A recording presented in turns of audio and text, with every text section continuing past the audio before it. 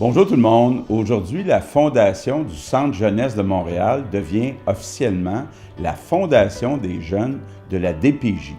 Ça vient avec l'engagement d'en faire encore plus pour nos enfants puis nos ados vulnérables. Isabelle et moi, on tenait à féliciter toute l'équipe derrière cette belle annonce. Vous avez de quoi être fiers de vous autres. Les gens de votre fondation font un travail tellement important. Vous redonnez de l'espoir aux jeunes, vous leur montrez que tout est possible, vous les aidez à aller au bout de leur potentiel malgré toutes les difficultés qu'ils doivent affronter. Merci pour tout ce que vous faites. Je veux aussi saluer l'engagement de votre nouvelle porte-parole, Mme Anaïs Favron.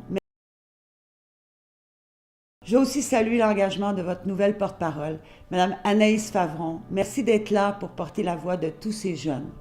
Si les gens étaient vaccinés, c'est sûr qu'on a beaucoup moins de risques. Par contre, le passeport vaccinal, avez-vous pensé dans les chaînes de restauration rapide qui servent des cafés, par exemple? Il y en a beaucoup qui vont là, déjà. Qui vont dans les chaînes de restauration rapide? Oui. Oui, ça obligerait les gens à se faire vacciner plus. Ça pourrait obliger les gens à se faire vacciner plus. Donc, on a déjà une nouvelle idée d'élargissement, mais... Puis le vaccin, est-ce qu'il faut qu'il aille dans la peau ou il peut être directement dans le café? Je demande comme ça.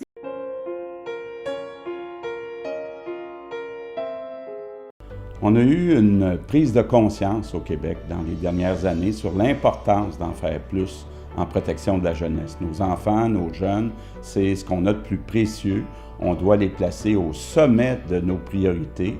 On travaille sur une série de mesures avec le ministre Lionel Carman pour faire suite aux recommandations du rapport de Régine Laurent. On va pouvoir vous en parler plus en détail très bientôt. La protection de la jeunesse, c'est l'affaire de tous les Québécois. On doit tous s'y mettre ensemble pour faire passer nos enfants d'abord. Merci.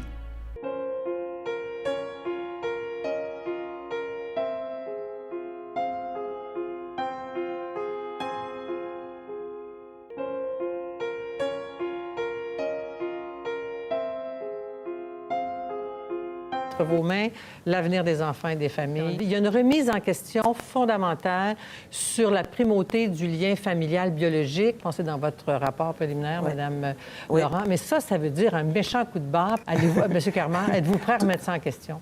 Oui, tout à fait. Les choses ont changé. On n'a pas besoin que ce soit la famille biologique. Donc ça, c'est vraiment ce qui va faire avancer nos travaux, je pense, cet automne. Donc, on veut attraper ces familles-là. Comme je parlais tantôt, c'est souvent une histoire familiale. On veut les attraper le plus rapidement possible. Puis, un des bons endroits pour les attraper, c'est dès la grossesse de la mère. Donc, à l'article 15, cette loi est modifiée par l'insertion après l'article 11.3 de la section suivante. Section 3, responsabilité des parents.